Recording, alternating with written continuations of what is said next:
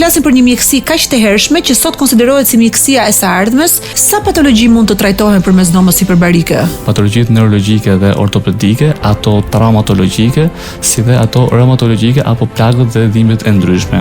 Ndërkohë paralizën si e ndihmon trajtimi në dhomën hiperbarike? Bën të mundur që të rrisë sasinë e oksigjenit nëpër inde, duke përmirësuar kështu rrjedhën e gjakut në zonat që kanë një fluks të dobët, si dhe duke stimuluar rigjenerimin e fijeve nervore. Ka patur spekulime që Michael Jackson përdorte shumë vite më parë që në 84-ën për të ngadalësuar plakjen këtë terapi. Është një trajtim që aplikohet shumë qoftë nga celebrities, qoftë nga njerëz të ndryshëm në gjithë botën që e aplikojnë për anti-age. Cili është përfitimi që kanë pacientët autik, sepse prej tyre ka nisur krijimi i kësaj terapie? Janë 4 efekte të vërtetuar klinikisht që bën dhoma hiperbarike në spektrin autik. Në shumë raste suksese që juve promovoni në rrjetet sociale, flisni për përfitime që kanë pacientë të ndryshëm nga trajtimi përmes dhomës hiperbarike. Zonjës po të hynte në kirurgji i rrezikosh jeta. Arritëm të marrim një përmirësim të lehtë ku drejt fundit pacienti pati një rikuperim gati 70-80%. Tani te kjo dhoma të duket se promovon oksigjeni apo kishte edhe këtu oksigjen? Ka mjaftueshëm oksigjen, madje më shumë. Përpara se të prezantoj për komunitetin e Inspire, se cili është i ftuar i radhës, do t'ju them vetëm një hint. Neve sot do të flasim për oksigjenin dhe njerëzit mbase do të çuditen çfarë do të flasin dy njerëz për oksigjenin. Kështu që para se të them sepse të kam ftuar, do të them disa pyetje shumë të bukura që kanë lidhje me oksigjenin dhe ti do më komentosh dhe pastaj do bëj hyrjen e podcastit për sot. Ashtu si oksigjeni nuk e vërejmë sa shumë na nevojitet dashuria derisa ajo na mungon. Ti e ke gjetur dashurinë, e ke në krah? Dashuria është jeta, siç ashtu do kam gjetur bashkëshortën time. Ajri është dhurata që e marrim si të mirëqen, derisa e kemi të vështirë të marrim frym. Është një dhuratë nga Zoti dhe vetëm kur na vdes dikush i afërm ne kuptojmë se sa e rëndësishme është dhe është momenti ku na ndan me të përgjithmonë. Pasioni është oksigjeni i shpirtit që mban ëndrat gjallë. Pasioni është oksigjeni i jetës. Mirë se ke ardhur, Mirian Qerimi, Mirë se të gjeta. me profesion kryesor fizioterapist, por një djalë me shumë vizion, i cili ka sjellë në Shqipëri dhomën hiperbarike, që është një risi për cilën ne do flasim sot. Në fakt, domiciliumi ishte një nga dhomat e para me ajër të presuar, që është krijuar nga mjeku britanik Nathaniel Henshaw në vitin 1662. Ishte një nga eksperimentet e para të mjekësisë hiperbarike dhe ai besonte se ndryshimi i presionit të ajrit mund të ndihmonte në trajtimin e sëmundjeve të ndryshme. Pra do të flasim për një mjekësi kaq të hershme që sot konsiderohet si mjekësia e së ardhmes dhe që ti e ke propozuar në Shqipëri nëpërmjet dhomës hiperbarike. Si erdhi dhoma hiperbarike dhe kjo ide, Mirian, në Shqipëri? Kjo ka qenë, ka ndodhur rreth 4 vite më parë, eksperienca ime me dhomën hiperbarike nisi shumë spontanisht, ishim në klinik, po punonin dhe po rehabilitonin pacientë me diagnoza të ndryshme, ku kishim 2 diagnoza realisht shumë të vështira, që ishin 2 fëmijë 6 dhe 2 vjeç me tetraplegjisë spastike. Në atë kohë sa pata bërë një investim të rëndësishëm në pjesën e aparaturave të fizioterapisë dhe prindit i kishin marrë vesh normalisht aty brenda në klinik. Më thotë ema e djemve, thotë Mirian, shiko, ti ke bërë gjithë investime të mira në klinikë, ti gëzosh, por nuk doli të diçka për këtë fëmijën tim që edhe ne të gëzojmë pak. I them, ke shumë të drejtë, ne mund të marrim një informacion në moment, pasi unë mund t'i kontaktoj ato miqtë e mi në Itali dhe ti pyes rreth diagnozës çfarë mund ta sugjerojnë diçka më tepër. Sapo e marr Mikelën përgjegjësen e kompanisë dhe i them, kështu kemi një rast që unë po e trajtoj. Edhe ai më preu shumë shkurt, më thonë, tha, Mirian, atëherë ty të duhet kamera hiperbarika, siç e thonë italianët. Direkt pas bisedës që ne mbyllëm bashkë, unë nisa hulumtime dhe kërkimet e mia rreth kësaj teknologjie, ku u njoha dhe me BioBarikën, që është një brand ndërkombëtar në industrinë e dhomave hiperbarike. Ajo çfarë e bëri më interesante këtë takim ishte që njëjtë si unë, ashtu edhe Claudio Teller, CEO i BioBarikës, ndante të njëjtën histori të ngjashme me ne, sepse BioBarika është krijuar në Argjentinë nga Claudio për shkak se fëmia e mikut të Claudios ishte diagnostifikuar me spektër autik dhe Claudio mori nismën që të ndërtojë një divizion shkencor në krijimin e dhomës hiperbarike. Pas krijimit të dhomës hiperbarike, BioBarika u shtri në të gjithë botën, në rreth 45 shtete të botës, dhe kjo ishte një ndër arsyet kryesore që unë zgjodha të bësha pjesë e BioBarikës. Pas specializimit tim në Rom rreth kësaj mjekësie, ne sollëm dhomën hiperbarike në Shqipëri, në Durrës, te klinika aty ku ne punonim dhe filluam punën me pacientët e parë që po prisin të rehabilitoheshin. Cili është përfitimi që kanë pacientët autik, sepse prej tyre ka nisur krijimi i kësaj terapie? Janë 4 efekte të vërtetuar klinikisht që bën dhoma hiperbarike në spektrin autik. Pra është afrimi social, i përmirëson afrimin social që fëmijët përshtaten më mirë në komunitet, rrit aftësinë e memorës dhe përqendrimit, përmirëson kontaktin me sy, nxit aftësitë e të folurit. Kjo ndodh për shkak të oksigjenimit të trurit apo jo? Pra, oksigjenimi i trurit bën të mundur që të nxisë dhe të krijojë shumë efekte fiziologjike në sistemin nervor qendror, por edhe atë periferik. Për shkak sepse dhoma hiperbarike ka një efekt të gjerë të thellë në organizëm. Pra, efekti i parë që krijon është detoksin e zorrëve që ndikon në përmirësimin e sistemet nervor qendror, pa në mënyrë indirekte. Tani ju këtë e bëni të kombinuar besoj me një specialitet tjetër mjekësor. Kur trajtoni fëmijë me sindrom të spektrit autik apo çdo lloj sindromi tjetër? Patjetër ndiqet e kombinuar së bashku me psikologun dhe terapistën e zhvillimit. Gjithashtu në këtë kategori diagnozash bën pjesë edhe General Disorder Development, që është zhvillimi i vonuar, e cila mund të kombinohet shumë mirë bashkë me terapinë hiperbarike si edhe me psikologun dhe terapistën e zhvillimit. Ndërkohë paralizën si e ndihmon trajtimi në dhomën hiperbarike? Sistemi hiperbarik me oksigjen bën të mundur që të rrisë sasinë e oksigjenit nëpër inde, duke përmirësuar kështu rrjedhën e gjakut në zonat që kanë një fluks të dobët, si dhe duke stimuluar rigjenerimin e fijeve nervore. Kjo gjithashtu prodhon një efekt antiinflamator të fortë për shkak sepse redukton prodhimin e citoksinës, pra ato që prodhojnë inflamacionin, si dhe pakson dëmtimin qelizor. Bën të mundur që të mobilizohet dhe efekti kryesor që terapia hiperbarike ka, që është mobilizimi i qelizave staminale, që vetë shërojnë organizmin më shpejt dhe nxisin rigjenerimin e plotë të trupit. Sa patologji mund të trajtohen përmes dhomës hiperbarike? Të pyesin shumë njerëz. Trajtimi hiperbarik indikohet në rreth 90% të patologjive, ku kryesorët janë patologjitë neurologjike dhe ortopedike, ato traumatologjike, si dhe ato reumatologjike apo plagët dhe dhimbjet e ndryshme. Duke qenë se dhoma hiperbarike mund të ndikojë në shumë terapi njëkohësisht, ky është dhe avantazhi më i madh që dhoma hiperbarike ka, sepse paralelisht mund të trajtojë disa sëmundje në organizëm. Pra, po themi një pacient që mund të futet për të trajtuar migrenën, mund të përfitojë edhe në osteoporozën apo artritin. Dhe kjo e bën terapinë hiperbarike potenciale në shkurtimin e kohës së riabilitimit. Domethënë unë vi për një arsye, po në fakt përfitojnë edhe 10 arsye të tjera të fshehura për cilat edhe shumë probleme të tjera që mund të jenë në organizëm, por që ne nuk i dimë. Pra, në të njëjtën kohë terapia trajton, rehabiliton dhe parandalon. Është një mjet shumë i mirë parandalimi. Tani si funksionon? Se kam parë që ka 2 tipologji dhomash. Një dhomë është karakteri i dhomave të kripës, është një lloj saune e madhe, ti futesh atje, qëndron i ulur dhe qëndron një orë edhe thith sasi të përqendruar oksigjeni. Është një version tjetër që janë aparaturat tuaja që janë si solar, ti futesh brenda, janë më të gjera se solari. Për klaustrofobikët që kanë shqetësim, unë për shembull që s'futem dot në hapësira të ngushta, ti qëndron atje super komod dhe çfarë bën aty në atë moment? Mediton, lexon një libër, lexon diçka në telefon edhe dëgjon muzikë. Alketa kemi 3 lloje dhomash hiperbarike. Është dhoma me presion të lartë, është dhoma me presion të mesët dhe dhoma me presion të ulët. Dhoma jonë hiperbarike është risi në teknologjinë e dhomave hiperbarike sepse bën pjesë tek presioni i mesëm. Kjo është ajo çfarë bën të veçantë trajtimin me këtë lloj dhome hiperbarike, sepse kemi 2 faktorë kryesorë që duhen përmendur. Është e para siguria fizike, që do thotë pacienti nën këtë presion atmosferik nuk është i rrezikuar, nuk dëmtohet. Pra pulmoni nuk ngjeshet, nuk krijon ngjeshje të mëdha që ta shtypin pulmonin, nuk dëmtohet nervi optik i syrit dhe gjithashtu timpani i veshëve, që është shumë i rëndësishëm. Siguria terapeutike, që edhe kjo është tepër e rëndësishme, është që truri nën këtë presion atmosferik nuk merr më shumë oksigjen se ç'duhet. Tani un futem atje brenda edhe mund të flet e gjumë. Relax.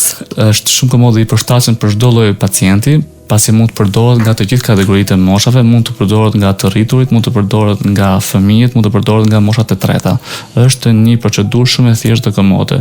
Pacienti sapo hyn, kryen një teknikë që është teknika Valsava, shfryrja ose nxjerrja e ajrit jashtë, që mos ketë presion tek veshët. Dhe më pas të rjet ku mund të qëndrojë në telefon, mund të rishtrirë ose mund të meditojë aty brenda. Shumica e pacientëve që ne kemi madje marrin edhe laptopin që mund të punojnë aty brenda. Disa zgjedhin të përshajnë, zgjedhin vetë, por që në përgjithësi është shumë komod dhe praktik për tu aplikuar. E ndihmon do pak paqumsinë, njerëzit që vuajnë ka paqumësia, dhoma hiperbarike? Patjetër. Po të vinë në darkun para se të flej gjumë kur kam ndonjë ditë të lodhshme të shqetësuar. Në darkë është mirë sepse përmirëson shumë nivelin e gjumit, ndërsa në mëngjes i jep një boost ditës, i jep një ngritje të shpejtë dhe rrit nivelin e energjisë në organizëm. Pra terapia të bën ndihesh më i lehtë, më energjik, më i kthjellët. Sa seanca duhet kryej unë që të quhet një terapi efektive, si fillim të paktën? Terapia hiperbarike ka një protokoll riabilitimi në bazë të çdo smundje që trajton. Ku këto protokolle janë të bazuara në studime klinike që janë bërë për çdo patologji. Zakonisht një person që don ta kryejë dhomën hiperbarike për një kryesisht për anti-age apo për mirëqenie, sugjerohet 10 deri në 15 seanca, ndërsa në patologji të caktuara mund të jenë 20, 30 apo 40 seanca. Ka patur spekulime që Michael Jackson përdorte shumë vite më parë, që në 84, domethënë gati 41 vite më parë, për të ngadalësuar plakjen këtë terapi. Ai filloi ta përdorte pas një djegje dhe thuhet që dhoma hiperbarike ndihmon edhe djegjet shumë, riabilitimin e lëkurës pas djegjeve. Dhoma hiperbarike gjen përdorim të menjëhershëm, direkt pasi ndjekja ka ndodhur, pasi parandalon që dëmët e djegjes të arrijnë në thellësi, ul inflamacionin e lartë të lëkurës dhe pakson dhimbjet, se gjithashtu nxit rigjenerimin e zonave të lëkurës, sepse stimulon qelira që të krijojë indin lidhës më shpejt. Po të lexosh sot artikuj online, shumë personazhe të njohur të showbizit shkojnë drejt dhomës hiperbarike, jo vetëm për terapi që kanë lidhje me patologji të caktuara, por shkojnë me idenë në një terapie shumë të mirë anti-aging, wellness, që i ndihmon ata të duken të freskët, të rinj dhe vital. Për shembull Paris Hilton, Justin Bieber dhe Hailey Bieber i kanë instaluar në shtëpitë e tyre me mjek personal. Në zonat e palestrave dhe wellnessit që kanë brenda shtëpisë. Paris Hilton madje prononcoi diku dhe thoshte që mua nuk më duhet që të bëj as botox as filler, sepse rigjenerimi i lëkurës ndodh në mënyrë perfekte nga oksigjeni që marr nga dhoma hiperbarike. Qëndron kjo në drejtim të anti-aging philosophy? Po, sepse është një trajtim që aplikohet shumë qoftë nga celebrities, qoftë nga njerëz të ndryshëm në gjithë botën që aplikojnë për anti-age. Edhe Cristiano Ronaldo dhe Simon Cowell, edhe Neymar, edhe Mohamed Salah dhe disa futbollistë të Interi që e bëjnë për shkak sepse përmirësojnë aktivitetin fizik që ato kanë, përmirësojnë kapacitetin respirator, që është shumë e rëndësishëm tek një sportist, si dhe gjithashtu parandalojnë dëmtimet dhe rigjenerojnë dëmtimet post-sportive më shpejt. Ti tani për çfarë je specializuar? Tamam në Itali, sepse ti ke përfunduar studimet si fizioterapist një herë. Po. Dhe pastaj kur ju futet këtij biznesi, unë duhet studioj që të di të flas me kompetencë për këtë që po sjell në Shqipëri. Sa kohë të mori studimet dhe çfarë mësove në kohën që u trajnove për dhomat hiperbarike? Unë jam specializuar kryesisht në trajtimet neurologjike, ato ortopedike, muskuloskeletike, ku përfshihen të gjitha trajtimet e dhimbjes së qafës, problemet e dhimbjes mesit, riabilitimi i shpatullës dhe i gjurit. Gjithashtu kam të përfshirë dhe sistemin limfatik nëpërmjet teknikës holandeze Voder. Këtu ke integruar dhe dhomën hiperbarike? Këtu kam integruar në dhomën hiperbarike pas specializimit tim në Rom rreth mjekësisë hiperbarike dhe për 3 vite tashmë unë zbuloj dhe jam specialist në mjekësinë hiperbarike. Gjatë leximeve që kam bërë përpara këtij podcasti, hasa shumë kontestime dhe shumë polemika rreth skepticizmit dhe diskutimeve që ka për rëndësinë e mjekësisë hiperbarike në patologji të ndryshme. Në rastin tënd ne kemi të bëjmë me një dhomë hiperbarike të presionit të mesëm apo jo? Të presionit të mesëm të certifikuar në të gjithë botën si medical device. Pra, ku ne trajtojmë patologji dhe sëmundje të ndryshme në mënyrë jo invazive, por tepër të sigurt, shkaku i presionit të mesëm. A shërben ajo si i vetmi instrument për trajtimin e sëmundjeve të caktuara, patologjive të caktuara, apo shihet si një terapi mbështetëse e trajtimeve të tjera për patologji të caktuara? Në të gjitha rastet përfitimi është vetëm pozitiv, por në disa patologji të caktuara, siç janë djegjet, plagët diabetike, ulçrat, dëmtimet vaskulare periferike, ky është i vetmi trajtim që mund të përdoret i vetëm dhe mund të marrim një efikacitet shumë të lartë. Por gjithashtu mos të harrojmë edhe faktin që është një terapi e shkëlqyer që mund të përdoret në kombinim, ku njëkohësisht aplikimi në kombinim sjell një përmirësim më të shpejtë dhe më të madh për pacientin. Lexova për këtë terapinë në sinergji, Po. Sinergjia e dhomës hiperbarike. Çfarë do të thotë tamam kjo? Aplikimi në sinergji i dhomës hiperbarike është shumë i mirë pasi mund të kombinohet me mjekun përpara një ndërhyrje të vështirë në zonën ku do kryhet ndërhyrja dhe gjithashtu mund të aplikohet direkt pas ndërhyrjes për një rrymë këmbë më të shpejtë të pacientit. Gjithashtu aplikohet shumë mirë në sinergji bashkë me kimioterapinë apo imunologjinë për të paksuar dëmtimet e qelizave të shëndetshme që kimio lën në organizëm, si dhe gjithashtu për të rigjeneruar dhe për të ulur stresin oksidativ dhe rritur përgjigje antiinflamatore kundrejt inflamacionit kronik. Gjithashtu mund të aplikohet dhe në bashkë me rrezatimet, ku pakson dëmtimet e rrezatimit dhe rigjeneron zonat e dëmtuara. Super. Kemi dhënë një super informacion sot për njerëz që mund të kenë nevojë për këtë trajtim. Shiko, ka skeptik të tjerë të cilët thonë pse mos të shkojnë në një vend me përqendrim të lartë të oksigjenit në pyll, në mal, në det, edhe ta marr natyralisht, nga natyra këtë dhe mos e marrë në një dhomë ku oksigjeni është i përqendruar. Është vërtet, madje unë këtë pyetje e ngjoj edhe shpesh në klinikën time ku vijnë shumë pacient, sepse thjesht dëgjojnë fjalën oksigjen, por në rastin konkret atëherë kemi të bëjmë me dy gjëra shumë të kundërta, sepse kur ne shkojmë në pyll apo në një ambient natyral, oksigjeni është 21% i pastër. Dhe presioni atmosferik pra në ambient është 1 atmosferë. Ndërsa diferenca është që kur ne hyjmë në dhomë hiperbarike, pacienti merr sasi të larta të përqendruara të oksigjenit 100% të pastër në një dhomë me presion atmosferik për rreth 1.5 atmosferë. Ky presion atmosferik e shtyn oksigjenin që të arrijë më thellë në gjak, ku oksigjeni arrin të shkojë deri në sistemin më të thellë, që është sistemi kockor, sistemi muskular, sistemi nervor qendror dhe ai periferik, si dhe të gjithë shtesat e lëkurës, duke e bërë kështu një mjet potencial. Në shumë raste suksese që juve promovoni në rrjetet sociale, flisni për përfitime që kanë pacientë të ndryshëm nga trajtimi përmes dhomës hiperbarike. Më numëro disa raste suksese, lutem, kam dëshirë të dëgjoj, për raste që japin optimizëm njerëzve që mund të kenë probleme që kërkojnë këtë zgjidhje. Kemi pasur disa raste shumë të bukura në fakt. Rasti i fundit është i një zonje që vinte nga Puka. Zonja kishte 10 vite që vonte me një hernie cervikale në pjesën e qafës, kishte më saktë 3 disje të niveleve të ngjitura dhe në bazë të konsultave që kishte bërë me mjek të ndryshëm, qoftë edhe në Londër ku ishte konsultuar tek fëmijët, zonjës po të hynte në kirurgji i rrezikosh jeta, sepse do të kuptojmë që ndërhyrja në qafë është shumë e rrezikshme, mund të sjellë pasoja. Ishte një rast tepër delikat që ne e morëm përsipër, pacienti ishte në një gjendje shumë të rënduar, kishte humbje të mëdha ekuilibri, kishte tension shumë të lartë dhe që një rast që e morëm me shumë risk përsipër.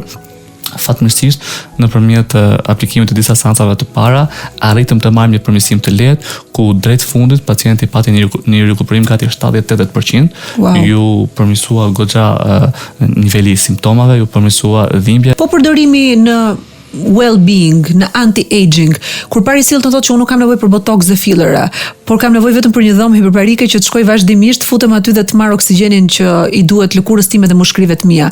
Çfarë nuk kupton me këtë? Çfarë zvendësimi i bën këtyre produkteve të rinisë të përjetshme që i synojnë të gjithë burra? Më pak, gra më tepër. Gra më tepër. E shikoj këtë çfarë ndodh. Fillimi i procesit të plakës ndodh si pasojë e rënjës së sasisë së kolagjenit. Kjo sjell pasoja tek lëkura sepse humb elasticitetin dhe fillon të kurret dhe ngulsimi i lëkurës. Kjo gjithashtu sjell pasoja edhe në artikulacione apo muskuj, pra fillon të kurren. Aplikimi i dhomës hiperbarike nxit sintezën e kolagjenit të elementeve si prolina dhe sylina, të cilët janë përgjegjës për krijimin e fibroblasteve, pra qelizave të reja të indit të lidhor, ku rrisin sasinë e kolagjenit, përmirësojnë elasticitetin e lëkurës, e rigjenerojnë atë, e bëjnë lëkurën të duket më fresh, më të butë dhe gjithashtu ndikon drejt për drejt në pjesën e rrudhave. Ti më tregove për para pak ditësh në zyrë fotografinë e babait tënd, më duket, ë? Po. Para dhe pas. Ka qenë një rast shumë i bukur. E kishe bërë babin superstar, e kishe bërë. Ka qenë një rast shumë i bukur sepse ai pati ndjekur trajtimin në fakt për pjesën e mëlçisë që ai vuan dhe kur ne krahasuam fotot, ai kishte një përmirësim shumë të madh tek pjesa e rrudhave, tek pjesa e ballit, edhe madje u trëm tha mos më ka bërë diçka që i qenë një rast shumë i bukur. Ti vetë përdor nga pak veten kështu si kavje eksperimentale, ë? Se njerëzit që merren me këto profesione në radh fare provojnë me veten. Unë e bëj shpesh, këta në fakt e kam bërë në fillim para 3 vitesh kur erdhi, si pasojë post-Covid që kalova, u rehabilitova, bëra gati 20-30 seanca në fillim dhe e bëj shpesh kryesisht për mirëqenie të përgjithshme nëpërmjet protokolleve të ndryshme. Por gjëja më mirë është që unë ja bëj atë djalit tim, Ryan, që është 4 vjeç. Se që në këtë moshë mund ta bësh, ë? Po, madje unë ja kam filluar që në moshën 2 vjeç, sepse një si unë edhe ai pati kaluar Covidin që në bark të nënës me tutje. Çfarë bën djali 4 vjeçar brenda dhomës hiperbarike? Ne qëndronim bashkë, e merrnim dhe si loja aty brenda dhe madje ai kishte shumë qejf sepse u mësua, më shikon edhe mua gjatë kohës kur unë punoja aty. I duket si shtëpi magjike, ato shtëpitë që krijojnë fëmijët kur janë të vegjël, ë? Më thoshte babi do futemi tek avioni i bardhë. E shikonte si avion të bardhë dhe edhe hynim shpesh që e bënim dhe sot madje unë ja bëj shpesh. Joe Rogan, që është një nga podcasterat më të famshëm në botë, e ka trajtuar vazhdimisht në shumë intervista me specialistë të kësaj fushë trajtimin përmes domës hiperbarike me oksigjen të presuar mesatar në rastin tënd. Edhe ai thotë që ndihmon në mënyrë të veçantë në shumë nga podcastet që pash për rigjenerimin dhe rikuperimin e trurit dhe traumave që kalon truri nga iktuset, ishemit cerebrale, hemorragjit cerebrale që dëmtojnë zona të veçanta. Është e vërtet që ndron kjo? Është e vërtet, Alketa, sepse në Amerikë edhe vetë mjekët neurolog pas studimeve të shumta që kanë bërë e sugjerojnë temase për patologji të ndryshme të sistemit nervor. Joe Rogan e bën për sistemin për trurin, sepse në sistemin nervor nxit shumë efekte të ndryshme. Një ndër to është neuroplasticiteti, pra që formon dhe rigjeneron neuronët e dëmtuar duke nxit rigjenerimin e neuronëve dhe parandalon vdekjen e neuronëve të dëmtuara, si dhe nxit lidhjen e reja të neuronave. Neuronave të shëndetshme. Përmirëson mikroqekullimin, aty ku është edhe sekreti i trajtimit. Dhe terapia këtë rol ka duke shtuar mikroqekullimin e thellë. Pasi thuash në një farë mënyrë, ajo çfarë trajtimi hiperbarik i bën trurit është një mikrokirurgji, e operon nga brenda. Në rrugën e suksesit të gjithë kemi malore që duhet të ngjisim edhe pengesa që duhet të kalojmë. Ke pasur një sfidë të madhe gjatë jetës tënde? Që të ka bërë më të fortë? Sfida ime më e madhe këtë ka qenë para 3 vitesh, kur unë vendosa të sjellja dhomën hiperbarike në Shqipëri. Ishte një moment ku unë duhet të mendosha mirë, sepse ishte një investim shumë i madh dhe realisht unë sa më shumë njerëz pyesja në të kohë, informohesha, shumica e njerëzve më thonin, jo po nuk të duhet, jo po është diçka e re, jo po nuk e njohin Shqipëri, do ta kesh të vështirë me radhë. Sa më shumë jo merja, unë aq më shumë po konfirmoja me veten time. Ishte një pozicion ku realisht e pas veten në udhkryq dhe më duhet të vendosja vetëm.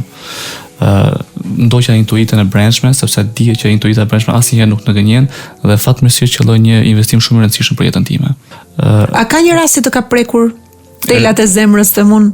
Realisht, ne që punojmë në mjekësi ka raste të përgjithshme, sepse kryesisht në puna jonë është e lidhur me energjinë e njerëzve të sëmurë, por janë shumë raste në fakt që më kanë prekur. Një ndër to është edhe një zotërie nga Lushnja që ishte me një problem shumë të madh me këmbë, ishte infektuar shumë, vuante për gjithë një mënyrë për të ardhur në klinikë, pasi edhe familjarët i kishte paraplegjik, nuk kishte kush ta sillte dhe ishte një rast delikat që mua më preku shumë, ku kjo është edhe fati në fakt që jemi në këtë pozicion, sepse të jepet edhe mundësia që ti ndihmosh këtë njerëz, por paralelisht është e vështirë këta sepse fakti që ne kemi të bëjmë me njerëz të sëmur, do prekësh nga emocionet dhe do përjetosh një pjesë të emocioneve të këtyre pacientëve. A i gjendur ndonjëherë në një situatë shumë të vështirë që të ka vënë në presion zgjedhje dhe ti përsëri a ke dalë? Patjetër, Alketa, çdo individ që është në biznes besoj që hahet me to vështirësi. Kryesisht vështirësia ime ka qenë, si thua, investimi nga zero, sepse të ndërtosh një biznes sot është realisht shumë e vështirë, por kur iniciativa dhe pasioni për punën është shumë i madh, unë mendoj që çdo njeri e gjen atë mundësinë dhe hapësirën që të marrë atë rrugtimin e vet. Dhe nëse kthej kokën mbrapa, nuk kam asnjë peshman për jetën time. Pra çfarë kam pasur mundësi, kam munduar që të shfrytëzoj kapacitetin tim maksimal. Sa orë në ditë punon Mirjan? Pavarësisht angazhimit tim të zgjatur në punë, unë mundohem që të gjej kohën në fundjavë për bashkëshortën dhe për djalin, ku normalisht djali im është akoma i vogël, kërkon përkushtimin dhe vëmendjen time dhe njëkohësisht kjo është një ndër sfidat e mia personale, që të fitoj sa më shumë kohë me të dhe mos të më humbi asnjë nga ato ditë të cilat ne nuk i ftojmë dot më mbrapsh. Pyetja e fundit që do të të bëj, dhoma hiperbarike për ty është mision apo biznes? Dhoma hiperbarike për mua Alketa është një mision me shumë pasion. Biznesi normalisht është një rrjedhoj, por është një punë që unë marr shumë kënaqësinë të, sepse realisht kemi pacientë të cilët vinë në një gjendje shumë të rënduar dhe emocioni i përfituar kur ne u ndryshojmë një pjesë të mirë të dhimbjes së tyre, të sikletet që ato po kalojnë, është një feedback që mua më kthehet mbrapsh, pa marr kënaqësi të pafundme nga kjo punë. Ankohet bashkëshortja jote për mungesat e gjata që bën, se janë 14 orë në ditë, nuk janë pak. Do shumë mirë kuptim kjo dhe do një zemër të madhe. Realisht ne kemi gjetur të mirë kuptim, pasi vazhdimisht punojmë edhe bashk. Normalisht këta bashkimi bën fuqinë. Kur ne jemi të dy bashk, i përballojmë më kollaj dhe më lehtësi sfidat e përbashkëta. Ela ka qenë një bashkë udhëtare shumë e mirë e imja, sepse më ka mbështetur në atë moment ku asnjëri dije që nuk të mbështet, ka qenë një forcë e pakufizuar e imja, ku të dy bashkë ne kemi dalë që të çojmë objektivat tona para. Tani te kjo dhoma të duket sikur mungon oksigjeni apo kishte edhe këtu oksigjen? Ka mjaftueshëm oksigjen, madje më shumë. Sa herë që ta shikosh që të bien pak bateritë, mos shko tek dhoma hiperbarike, klinikës tënde, po eja këtu. Okej, unë do vi atje dhe ti eja këtu. Patjetër, më shumë kënaqësi. Do jesh i mirëpritur gjithmonë. Faleminderit, na frymëzove, na the diçka të bukur, edhe na le shumë oksigjen këtu. Oksigjen për të marrë frymë dhe për të ndjerë të freskët. Do vi të vizitoj se kam shumë kuriozitet dhe do bëj disa postime për ta parë njerëzit realisht se si ndihesh dhe çfarë ndodh aty brenda kësaj dhome hiperbarike. Me shumë kënaqësi ju me presim gjithë staf. Shumë faleminderit edhe suksese, Mirjam. Faleminderit ju shumë, Aketa.